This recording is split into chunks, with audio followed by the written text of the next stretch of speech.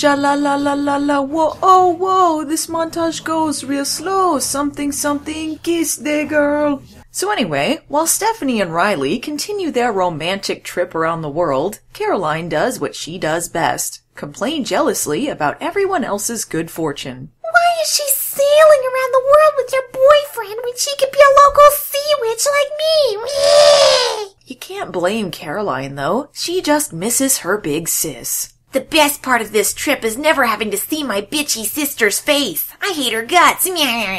Kiss me, you fool. Riley and Stephanie's tour de makeout is cut short when they discover a burning boat nearby. Son of a Mitch! I'm Crow. Yeah, pleased to meet you, whatever. You got anything I could be self-righteous about in there? Meanwhile, a bike thief. Hey! You stole my bike! I got the feeling an anthropomorphized lemon is calling for help. Damn, guess he didn't need Garner after all. Didn't realize bike revenge was an Olympic sport now. Okay, dude, the bike's not worth that much.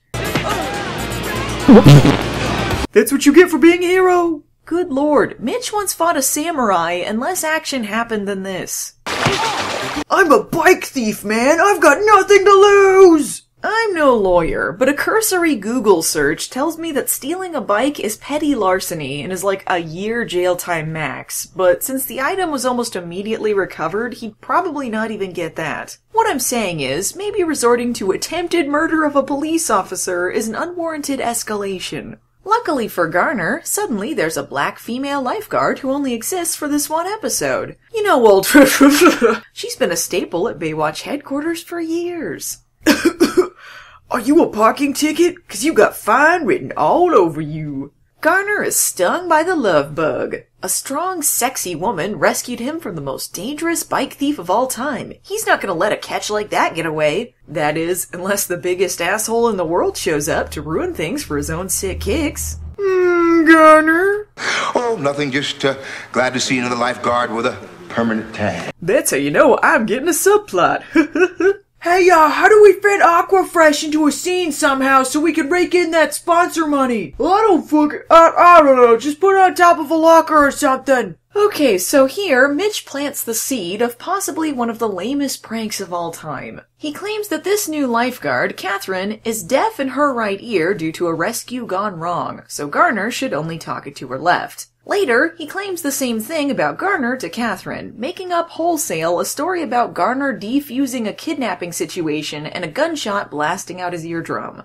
What kind of jackass makes up emotionally manipulative stories like that to fellow professional lifesavers, one of whom is supposedly his best friend? All for the ultra-hilarious payoff of sometimes they dance around each other awkwardly while trying to be tactful about a made-up hearing problem? Why does Mitch have this ghoulish, ruin everyone's new relationships fetish? Is this supposed to be quirky or something? The die has been cast.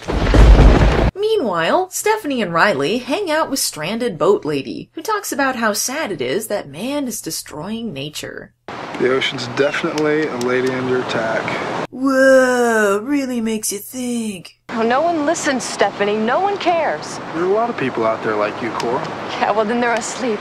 And they need a desperate wake-up call. Well, she seems nice. Yep. Shut it, Riley. Let's make out some more. To try and win Catherine over, Garner employs one of Mitch's techniques, the temptation of red meat. I know a place where the steak sizzles so fine the cows can line up to jump on the grill. Good work, buddy. I don't ordinarily eat meat, but I might make an exception tonight. I'll meet you in the parking lot in about 5 minutes. You're talking about my ding-a-ling, aren't you? Aw, yeah. Give me that ding-a-ling. I love you, Mitch. Oh, and by the way, Coral is an environmental terrorist who wants to hijack their boat to fight pollution or something. Holy crap, this is pretty violent for a Baywatch fight. Guess they had to top murderous bike thief somehow. Speaking of which, maybe Garner wasn't able to overcome him due to being slightly chubby, which is deemed conversation-worthy for most of this scene. Under this lies solid muscle. Then why do you cover it up? Because I like to eat. That's right, Garner, you tell her. It's refreshing to see a guy who doesn't just eat salads and enjoys a good steakses. Where are we going? To get out of these clothes and experience real pleasure. Aw, slam-a-lam-a-ding-dong. They're gonna... Wait, what? Alright, I'm a little confused by the motorcycle montage out of nowhere, but damn, Gregory Allen Williams is smooth. I think I figured out why Mitch wants to break them up. He hates that it's everything his relationships aren't. Charming, sexy, and not very rapey. Meanwhile, things aren't looking so good in Stephanie Town. She's tied up, Riley is stranded on an island, and Coral plans to blow up their boat to, I shit you not, destroy an oil rig, and somehow this will save the ecosystem? I don't even know, man. The show decides to undercut any sort of tension by following up this somewhat dark scene with this. Mitch to the rescue! Riley is saved! You sure Stephanie just didn't go with her voluntarily? And leave me here? No way. Looks like someone has a high opinion of himself. But hey, this gives these two heroes some time to bond. Stephanie can take care of herself. Yeah, I know. She doesn't need anyone. That's a problem. Took you 2 months at sea to find that out? It's the Mitch Buchanan ruins everyone else's relationships 2-for-1 special. Hey, did anyone else notice Mitch turns into a chipmunk when he laughs?